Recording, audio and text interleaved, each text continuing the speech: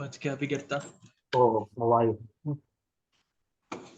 तो हमने last class में एक बहुत ही इंपॉर्टेंट टॉपिक पढ़ा टेबल्स का, जो कि बहुत ज़रूरी टॉपिक है।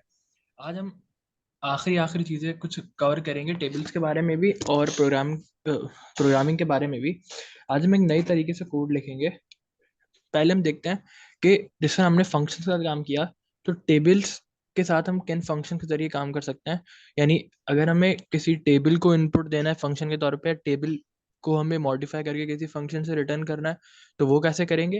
और दूसरा हम देखेंगे कि कित हम टेबल्स के जरिए, जैसे जैसे हमने देखा कि क्लासेस होती हैं, ऑब्जेक्ट्स होते हैं, जिनमें फंक्शंस होते हैं, मेथड्स होते हैं, वो किस तरह हम टेबल्स के जरिए लुआ में बना सकते हैं। तो ये हमारे आज की क्लास का पर्पस है। तो स्टार्ट करते हैं। यहाँ से पहले लिखते हैं टेबल 5 डॉट लुआ। और यहाँ पर हम अपना कोड लिखना स्टार्ट करते हैं, जिस भी तरीके से हमने अपने टेबल्स को फंक्शन में इस्तेमाल करना है। पहले एक बार इस फाइल को रन करके देखते हैं। इसका फ़ायदा ये होता है कि वो फिर जब एक बार लिख लेते हैं इस कमांड को, फिर बार बार लिखनी नहीं पड़ती। वो अपर डाउन एरो से आराम से टॉगल हो जाती है। तो यहाँ पर एरर आ गया क्योंकि टेबल 5 है। फाइल का नाम जो है रन हो गया। और इसको पहले स्क्रीन क्लियर करते हैं। सही। तो यहाँ पर हम पहले जाके एक टेबल बनाते हैं, और उस टेबल में हम ऑब्जेक्ट वाली टेबल बनाते हैं और उसमें दो वैल्यूज़ देते हैं।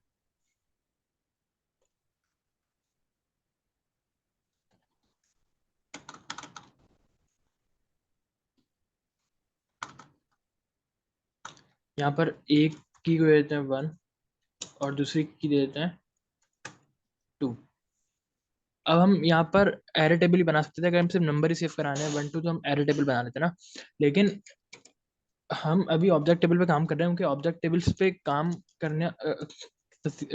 करना समझना ज़्यादा इंपॉर्टेंट है। और टेबल्स में हमें एक नई चीज़ भी देखनी है, वो है ऑब्जेक्ट्स के साथ हम किस तरह काम करेंगे, क्योंकि ऑब्जेक्ट्स के बारे में हमने बहुत कम डिस्कस किया था। तो अब यहाँ एक फंक्शन बनाते हैं। वो फंक्शन क्या करेगा, हम इस फंक्शन का नाम रख देते हैं सम। और ये फंक्शन क्या करेगा, दो पैरामीटर्स लेगा, एक एक्स और एक वाई। अब हमने देखा था कि अगर इनका नाम एक्स और वाई है और इसका नाम एक्स और वाई है, तो इन दोनों का आपस में कोई रिलेशन नहीं है। अगर मैं यहाँ रिटर्न करता हूँ एक्स प्लस वाई और यहाँ इस फंक्शन को कॉल करता हूँ, और जब इस फाइल को मैं रन करूँगा, तो मेरे पास यहाँ पर एरर आएगा किस चीज़ का, अनएक्सपेक्टेड सिंबल नियर। ये किस चीज़ का एरर है, रिटर्न एक्स प्लस वाई। ऐसा क्यों हुआ, क्योंकि नील प्लस नील किया ना मैंने। अब इसने यहाँ से एक्स और वाई की डिफॉल्ट वैल्यूज नहीं उठाई, इसने किया कौन सी वैल्यू उठाई।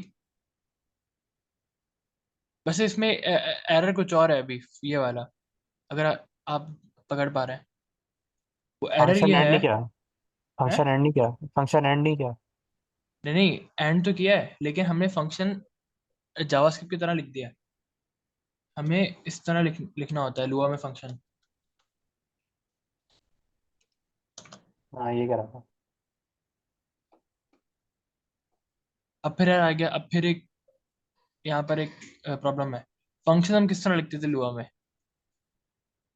तो ये फंक्शन के सिंटैक्स का एरर था। हमने जावास्क्रिप्ट वाले सिंटैक्स फंक्शन जावास्क्रिप्ट में हम इस तरह लिखते थे, लेकिन लुआ में हम इस तरह नहीं लिखते। लुआ में हमारे फंक्शन लिखने का स्टाइल इस तरह होता है, डू या देन नहीं आता। तो अब रन करते हैं। अब हमारी फाइल चल रही है, लेकिन अब भी एरर आ रहा है। ये क्या एरर आ रहा है, ये देखते हैं। ये जो एरर है, ये अब सिंटैक्स एरर नहीं है, ये कह रहा है कि लोकल एक्स, ये लाइन नंबर 7 में, जो ये वाली लाइन है यहाँ पर लिखा हुआ है 7 में, जो रिटर्न कर रहे हैं हम एक्स प्लस वाई। यहाँ पर एक्स और वाई की कोई वैल्यूज है नहीं। Perform arithmetic on nil value, हम निल वैल्यू पे फंक्शन परफॉर्म कर रहे हैं, हालांकि यहाँ पर एक्स और वाई के वैल्यूज मौजूद हैं। अब हमने ये देखा था कि अगर पैरामीटर से हम उठा रहे हैं, तो फिर पैरामीटर फंक्शन सबसे पहले क्या ढूंढता है कि उसकी बॉडी में या उसकी डेफिनेशन में। डेफिनेशन यानी जहाँ पर हमने फंक्शन की को डिफाइन किया है, उसमें कौन कौन से पैरामीटर होंगे, क्या होगा। तो अगर उसको फंक्शन की बॉडी में या फंक्शन की डेफिनेशन में कहीं पर उस सेम नाम के वेरिएबल्स दिख जाते हैं तो ये उन्हीं की वैल्यूज इस्तेमाल करेगा, वरना फिर ये फंक्शन से बाहर जाएगा। यानी अगर मैं इसको हटा दूं और अब मैं इसके करूँ, अब भी एरर आएगा। अब जो एरर आया है वो इस वजह से आया क्योंकि अब इसको एक्स और वाई का वेरिएबल नहीं मिला, क्योंकि एक्स और वाई अब आम वेरिएबल नहीं है, ये अब नंबर्स के वेरिएबल हैं। तो अब इसको इनको एक्सेस करने के लिए या तो मैं लिखूंगा नंबर्स और ब्रैकेट लगा के ब्रैकेट नोटेशन से एक्सेस करूंगा, या फिर मैं इनको डॉट नोटेशन से एक्सेस करूँ। डॉट नोटेशन ज़्यादा आसान रहती है। Simple numbers dot y, save करते हैं, रन करते हैं। अब कोई एरर नहीं आया। प्रिंट क्यों नहीं हुआ? क्योंकि ये फंक्शन रिटर्न कर रहा है, प्रिंट नहीं कर रहा।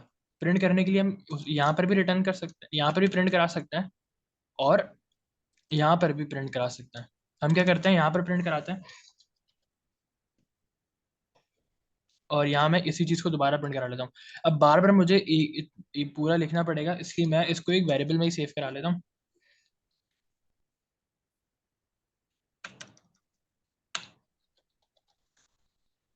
इसको मैंने आंसर कर दिया ताकि कंफ्यूजन ना हो कि फंक्शन का नाम और उसमें।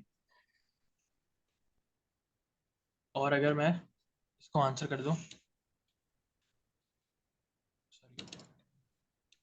ये भी आंसर कर दिया और प्रिंट भी मैंने आंसर कर दिया।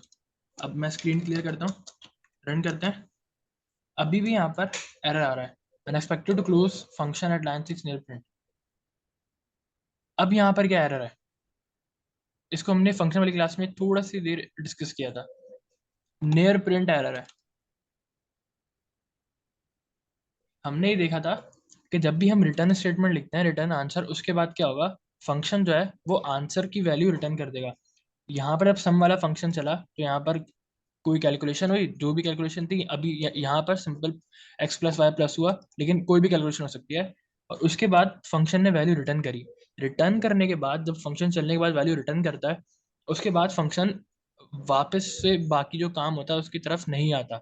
रिटर्न का मतलब होता है कि बस सारी कैलकुलेशन हो गई और ये वैल्यू वापस कर दो, उसके बाद कोई भी फंक्शन वापस नहीं आता। तो ये जो प्रिंट वाली स्टेटमेंट है ये कभी चलेगी ही नहीं, क्योंकि ये रिटर्न के बाद है। जब उसने आंसर की वैल्यू रिटर्न कर दी, उसके बाद ये एक्सपेक्ट करेगा कि फंक्शन खत्म हो चुका है, सारी कैलकुलेशन हो चुकी है, इसके बाद कुछ भी नहीं करना। तो अगर ये प्रिंट स्टेटमेंट में ऊपर ले आऊं, अभी एरर सॉल्व हो जाएगा और 3 प्रिंट हो गया। इसको मैं यहाँ बाहर भी लाके रन कर सकता हूँ। सेव करते हैं, रन करते हैं, और यहाँ 3 आंसर आ गया। अगर ये फंक्शन में नहीं कॉल करता फिर क्या होता? अगर हम इसको कमेंट कर दें, अभी लाइन इग्नोर हो जाएगी ना। अब वैल्यू आई है नील, क्योंकि अब क्या हुआ, आंसर नाम का वेरिएबल तो है, लेकिन अगर ये फंक्शन जब कभी रन ही नहीं होगा तो आंसर नाम का वेरिएबल कभी बनेगा ही नहीं और ये कैलकुलेशन होगी ही नहीं। तो इसलिए यहाँ पर आंसर की वैल्यू क्या आई है, नील। अब हम यहाँ पर एक और चीज़ देखते हैं। ये जो आंसर है ये एक फंक्शन का वेरिएबल है। हम नहीं चाहते कि ये आंसर का वेरिएबल जब कोई बाहर से एक्सेस करे तो उसकी वैल्यू अवेलेबल हो। अब हो सकता है मैंने समझा है वो किसी वैल्यूज का रिटर्न रन किया हो, मैंने यहाँ पर वैल्यूज दी हो 4 5 या 9 10, और उस पर ये सम रन हो रहा हो, तो मैं नहीं चाहता कि इसकी जो वैल्यूज है वो बाहर एक्सेस हो। तो अगर मैं इसको लोकल कर दूं, मैं मैं फंक्शन के नाम से पहले अगर लोकल लिख दूंगा, लोकल स्पेस और वेरिएबल का नाम, तो उससे क्या होगा, मेरा जो वेरिएबल है लोकल हो जाएगा। अब अगर मैं इसको फंक्शन के बाहर एक्सेस करूंगा तो अब मेरे पास नील आएगा, लेकिन अब मैंने सम का फंक्शन चलाया है तब भी। और अगर मैं सम के फंक्शन के अंदर इसको प्रिंट करूं, अगर मैं इसको सम के फंक्शन के अंदर प्रिंट करूं, तो यहाँ पर मेरे पास 3 आ रहा है। तो जब सम का फंक्शन चला और उसने आंसर प्रिंट किया 3, तब तो आंसर प्रिंट हुआ, लेकिन जब मैंने बाहर प्रिंट करने की कोशिश करी सम की वैल्यू को, तो सम की वैल्यू प्रिंट नहीं हुई बल्कि नील प्रिंट हुआ। तो इस तरह मैं लोकल फंक्शन डिफाइन कर सकता हूँ लुआ के अंदर, लोकल और ग्लोबल फंक्शंस। ग्लोबल फंक्शन जो पूरे कोड में कहीं भी एक्सेस हो रहा है, और लोकल फंक्शन जो सिर्फ फंक्शन के अंदर एक्सेस हो सकते हैं, फंक्शन से बाहर या ब्लॉक के बाहर एक्सेस नहीं हो सकते। जिस तरह फोर लूप में मैंने आई को लोकल कर दिया, तो अब वो आई की जो वैल्यू है या जो भी मैंने अपने लूप वेरिएबल का नाम रखा है वो बाहर एक्सेस नहीं हो सकती लूप से। अब हम क्या करते हैं, यहाँ पर एक और चीज़ देखते हैं। मैंने यहाँ पर सम की वैल्यू रिटर्न हो रही है, मैंने उसको यहाँ पर z के नाम से या z के नाम से इसको यहाँ पर सेव कर लिया। अब मैं इसकी वैल्यू जब प्रिंट करूंगा तो अब मेरे पास 3 ही प्रिंट होगा, एक बार 3 और दूसरी बार 3, क्योंकि अब यहाँ पर जो वैल्यू है वो उसने खुद रिटर्न करी है। यहाँ पर जो वैल्यू थी, ये थी तो लोकल वेरिएबल था, लेकिन मैंने उसको खुद बोला कि फंक्शन खत्म होने के एंड पे इस वैल्यू को रिटर्न कर देना जो भी फंक्शन के बाहर है। इससे पहले क्या हो रहा था, वो फंक्शन की वैल्यू रिटर्न कर रहा था, लेकिन क्योंकि कोई वेरिएबल ही नहीं था उसको सेव करने के लिए, तो वो प्रिंट नहीं हो पा रहा था। अब मैं इसको प्रिंट स्टेटमेंट में भी लिख सकता था, इसको डायरेक्ट ही प्रिंट स्टेटमेंट में लिख दूं और रन करूं तो भी 3 प्रिंट हो रहा है, क्योंकि उसने यहाँ पर फंक्शन चलने के बाद वैल्यू को रिटर्न किया है। यहाँ पर वैल्यू रिटर्न हो जाती है और 3 प्रिंट हो जाता है। लेकिन अच्छी प्रैक्टिस क्या है कि मैं उस रिटर्न वैल्यू को किसी वेरिएबल में सेव कर, जिसमें आई डॉट रीड की जो रिटर्न वैल्यू होती है, जो भी वो स्क्रीन से रीड करता है, उसको मैं वेरिएबल में सेव करा के फिर उस पर ऑपरेशन कराता हूँ। अब हम क्या करते हैं, थोड़ा एक स्टेप आगे जाते हैं इस चीज़ में, और हम ये जो सम का फंक्शन है, इस सम के फंक्शन को ही अगर हम उठा के इसमें ले जाएं नंबर्स के अंदर, और अभी के लिए हम प्रिंट की स्टेटमेंट को उठा देते हैं।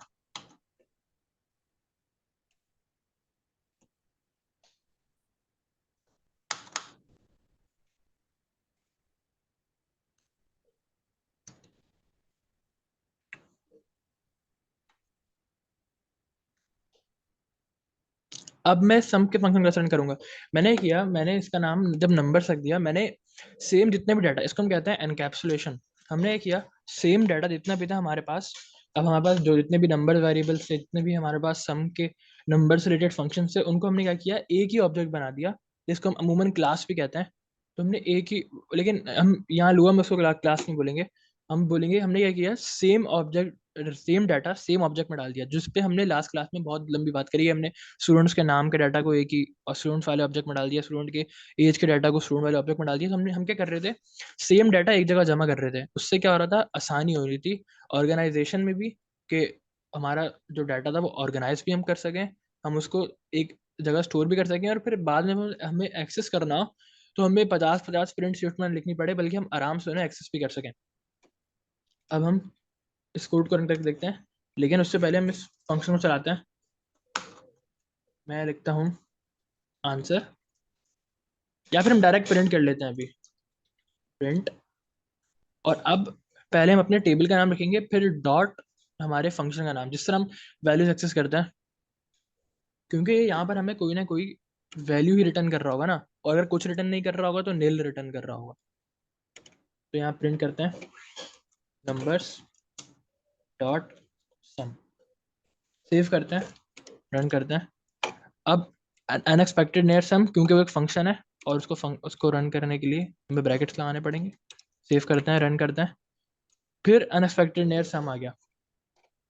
ऐसा क्यों हुआ, हम क्या करते हैं, नंबर्स और 3 करके देखते हैं, क्योंकि थर्ड पे फंक्शन है।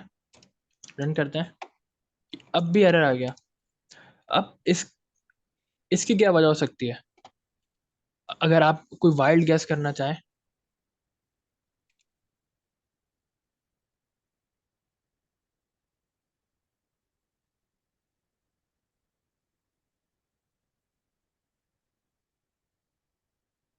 ब्रैकेट की गलती है। नहीं, हमने ब्रैकेट ला के भी देखा ना।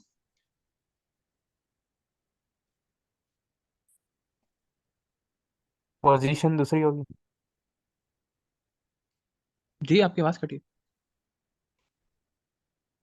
फोर्थ पोजीशन होगी। नहीं, पोजीशन तो उसकी 3 है। दरअसल मसला ये है कि हमने जब भी काम करना है तो हमें की वैल्यू पेयर में काम करना है, जिस तरह अभी हमने बात करी। तो की वैल्यू, हमें जब भी ऑब्जेक्ट ओरिएंटेड की बात करेंगे हम हमेशा बात करेंगे की वैल्यू पेयर की। तो अभी हम इसमें आते हैं और इस मसले को हल करते हैं।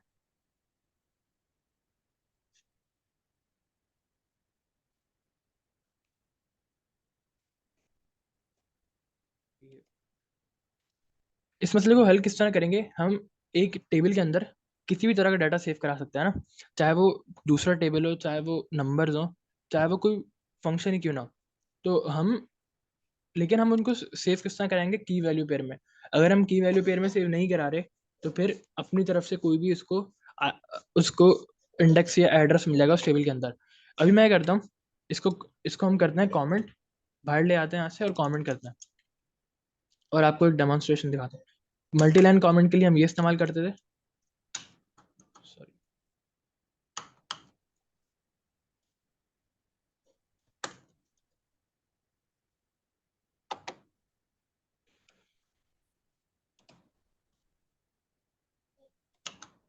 इसको क्लोज कर देते हैं।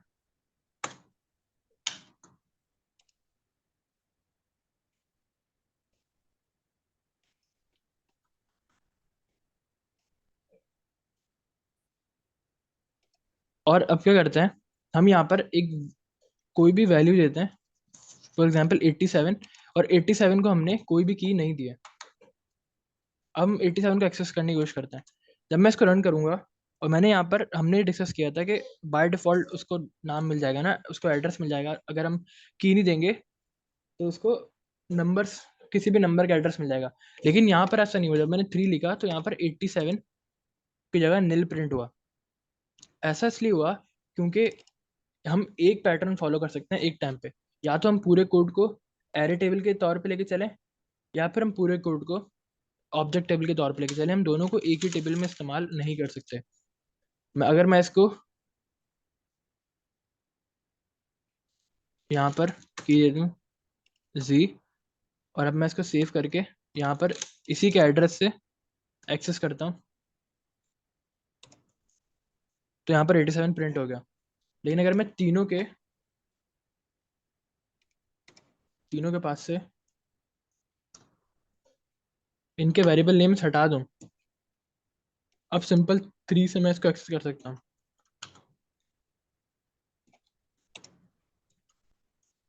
अब यहाँ पर 87 मौजूद है, अब जी पे कुछ मौजूद नहीं होगा। अगर मैं यहाँ जी से एक्सेस करूँ तो यहाँ पर कुछ भी नहीं है, यहाँ पर नील है। इसको वापस रिवर्स कर लेते हैं। तो अब हम यहाँ पर आते हैं अपनी उसी प्रॉब्लम पे कि हमने क्या करना था। हमने यहाँ पर की वैल्यू पेयर में इस फंक्शन को सेव कराना है। अब इसका क्या सोल्यूशन होगा? अब तो आपके पास गैस आना चाहिए।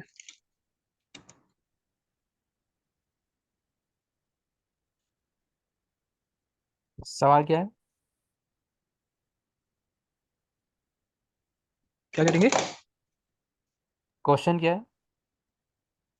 जैसे अभी हमने देखा कि हमारे पास, या तो अगर हम ऑब्जेक्ट टेबल्स में काम कर रहे हैं तो हमने एक ही पैटर्न फॉलो करना है। ऐसा नहीं कि हमने बीच में चल के हमने एड्रेस नहीं दिया तो वो खुद से नंबर दे देगा।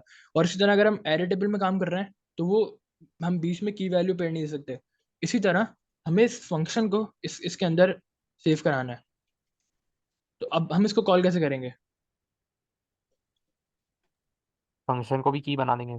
फंक्शन वैल्यू हो जाएगी और कोई की हम वेरिएबल। हाँ, हम क्या करेंगे, हम एक की बनाएंगे और फंक्शन को हम उस की में सेव कर देंगे। वो किस तरह करेंगे? हम यहाँ जाते हैं और यहाँ पर एक की बनाते हैं सम, फॉर एग्जाम्पल, और इसके अंदर हम इस फंक्शन को सेव कराने की कोशिश करते हैं। अगर इसको वापस अनकॉमेंट करते हैं और एरिया को हम ले जाएं, अब हम इसको पहले ही नाम दे चुके हैं, यार दे के देखते हैं। तो यहाँ पर एरर आ गया, हम इसको अनोनिमस फंक्शन। तो अब हमारे पास, सॉरी, यहाँ पर नील प्रिंट हुआ। हम यहाँ सम प्रिंट कर लेते हैं, ऐसे प्रिंट करें तो हमारे पास फंक्शन रिटर्न हो रहा है। अगर हम ब्रैकेट लगा दें तो फंक्शन की तरह एग्जीक्यूट हो जाएगा। 3 हमारे पास आंसर आ गया। और हम चाहें तो आसान तरीका जो है, डॉट नोटेशन से काम कर लें।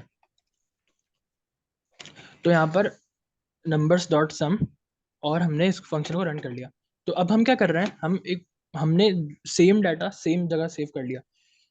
इसका हमें बहुत फायदा होगा, क्योंकि अगर हम अपना कोई प्लेयर बना रहे हैं, कोई कैरेक्टर बना रहे हैं, हम उसकी हेल्थ, उसका करंट वेपन और उसका अटैक करने का पूरा फंक्शन, उसकी एनिमेशंस सब हम यहाँ पर सेव करा सकते हैं। अगर यहाँ पर मैं सिर्फ x+y लिखूं और सेव करके रन करूं, तो अब यहाँ पर क्या आएगा कि नील के साथ ऑपरेशन परफॉर्म करा रहा हूँ। हालांकि एक्स वाई तो अब तो इसी के ब्लॉक में मौजूद है, फिर भी मुझे इस बात का ख्याल रखना पड़ेगा कि मैं कहीं ऐसी कि अगर मैं नंबर्स, मेरे एक्स वाई की वैल्यूज नंबर्स टेबल्स के अंदर है, तो मैं उसको पूरा रेफरेंस दूँ। लेकिन एक और यहाँ पर कीवर्ड है दिस, वो भी कभी कभी काम आता है। अब वो यहाँ पर काम करेगा नहीं कहीं, ये देखते हैं।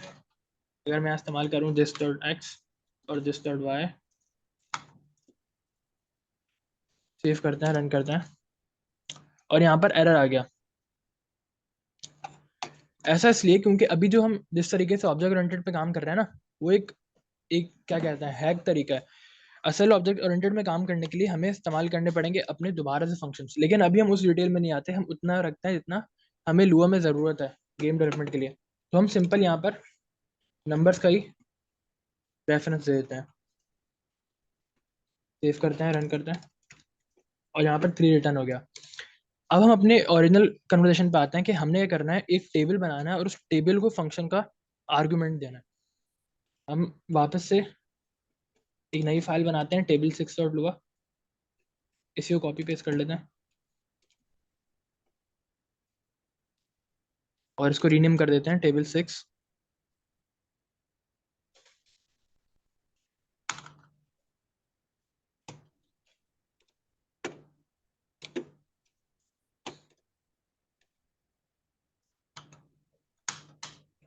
और अब की बार हम क्या करेंगे, इसी फंक्शन को, सेम फंक्शन को हम बाहर बनाएंगे,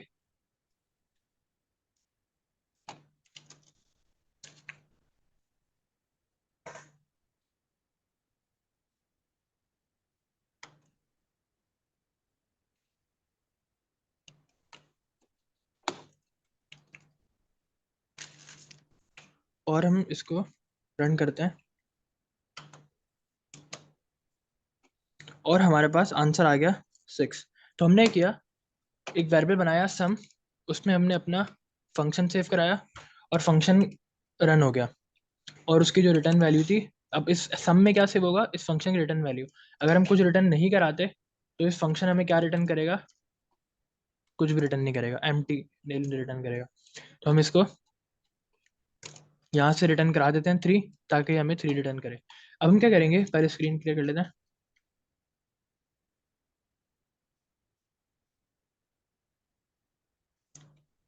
CLS।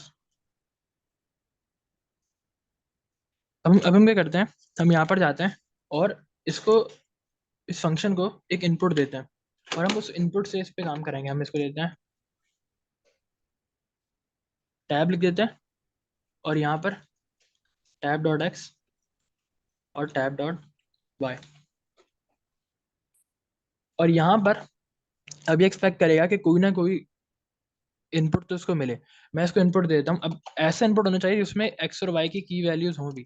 तो पहले हम सही टेबल देते हैं और इस पे एक्सपेरिमेंट करते हैं। अगर मैं इसको सही टेबल दूंगा, सेव करूंगा, रन करूंगा, तो अब यहाँ पर 3 प्रिंट हो गया, क्योंकि इसको नंबर्स में नंबर्स डॉट, क्योंकि टैब किसके इक्वल हो जाएगा, नंबर्स के, और नंबर्स डॉट एक्स पे इसको 1 भी मिलेगा, और नंबर डॉट वाई पे इसको 2 भी मिलेगा। लेकिन अगर यहाँ पर मैं कोई स्ट्रिंग दे दूँ या कुछ और दे दूँ, मैं इसको दे देता हूँ, कोई स्ट्रिंग दे देता हूँ इनपुट के तौर पे, तो अब यहाँ पर इसको नील वैल्यू मिल गई। तो ये खतरनाक चीज़ है। अब हमने गेम में, अगर हमने इस तरह के कोई फंक्शन बनाया हुआ है और उसको गलत इनपुट मिल जाता है, तो इस तरह तो हमारा गेम क्रैश हो जाएगा ना। ये एक अच्छी प्रैक्टिस नहीं है। तो इसमें क्या होता है कि एक डिफ़ॉल्ट वैल्यू भी होती है। अगर यहाँ पर कोई वैल्यू नहीं जाती, तो ये अपनी तरफ से एक एक्स की और एक वाई की वैल्यू दे देगा। तो मैंने इसको यहाँ पर इक्वल टू टेबल कर दिया, यहाँ पर देते हैं 4 और वाई इक्वल्स 5। तो मैंने किया, इसको एक डिफ़ॉल्ट वैल्यू दे दी। अब ये वैल्यू क्या होगी, तभी इस्तेमाल होगी जब यहाँ पर मैं इसको कोई वैल्यू नहीं दूंगा। यानी अगर मैं इसको रन करूं तो अब यहाँ पर एरर आ गया डिफ़ॉल्ट वैल्यू, डिफ़ॉल्ट पैरामीटर का। अब हम सॉरी, फिर से हमने यहाँ पर वही गलती करी कि हमने इसको जावास्क्रिप्ट वाले हमने जावास्क्रिप्ट वाले पैटर्न पे इसको डिफ़ॉल्ट पैरामीटर्स दे दिए।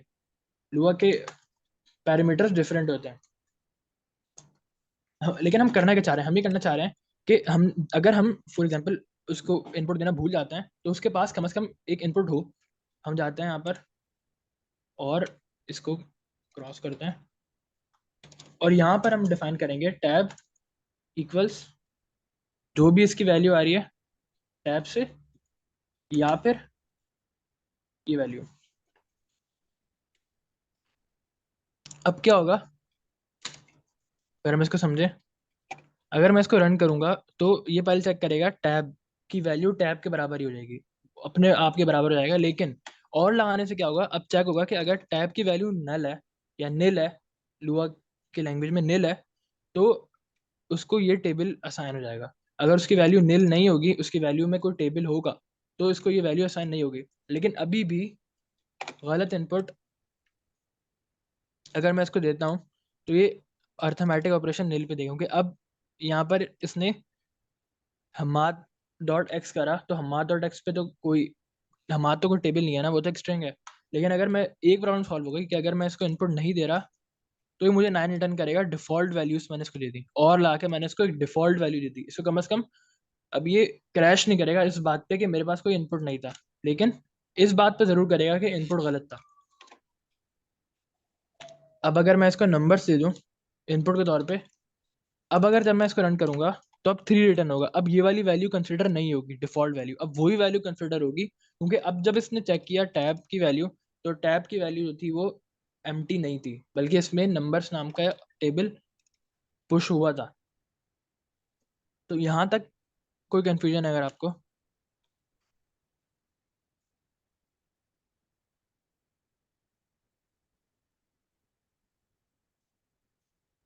आंसर को लोकल रहना ज़रूरी है। लोकल लेना ज़रूरी तो नहीं है, लेकिन हमने एक बार डिस्कस करी कि लोकल से क्या होता है। लोकल से हमें सबसे बड़ा बेनिफिट ये होता है कि हम इस इससे बच सकते हैं कि अगर हमने यहाँ पर फॉर एग्जांपल आंसर अगर कोई प्रिंट करना चाह रहा है फंक्शन से बाहर, और हम नहीं चाहते कि हमारी जो भी डाटा है जो फंक्शन के अंदर है वो फंक्शन से बाहर जाए, ये बहुत इंपॉर्टेंट चीज़ होगी आगे चल के कि हमें एक फंक्शन के वेरिएबल दूसरे फंक्शन एक्सेस ना कर सके।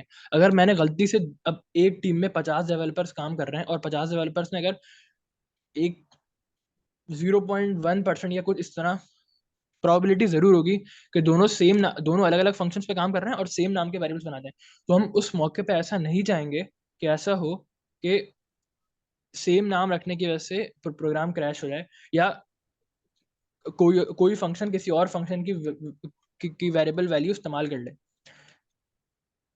इसलिए हम हर वेरिएबल को हर फंक्शन के लोकल ही रखते हैं। अगर आप ना भी रखें तो कोई मसला नहीं है, लेकिन जैसे जैसे टीम ग्रो करती है वैसे वैसे मसले मसाइल हो जाते हैं, तो अच्छी प्रैक्टिस है लोकल लिखना। नहीं भी लिखेंगे तो कोई मसला नहीं है। सही सही।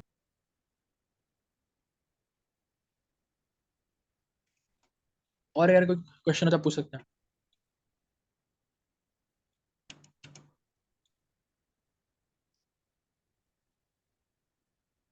ये प्रिंट में पहले हमने सम प्रिंट करा है फिर नंबर्स प्रिंट करा है फंक्शन में। प्रिंट फंक्शन है लास्ट स्टेटमेंट। ये टैब डॉट एक्स नहीं ये लास्ट बिल्कुल प्रिंट सम ब्रैकेट नंबर्स। प्रिंट सम ब्रैकेट नंबर्स, नहीं हमने क्या किया है, हमने सम को इनपुट दिया है, नंबर्स टेबल इनपुट दिया है, और हमने प्रिंट स्टेटमेंट में उसकी रिटर्न वैल्यू प्रिंट करा दी, क्योंकि वो रिटर्न कर रहा था, प्रिंट नहीं कर रहा था ना, हम्म। इसलिए। सही सही।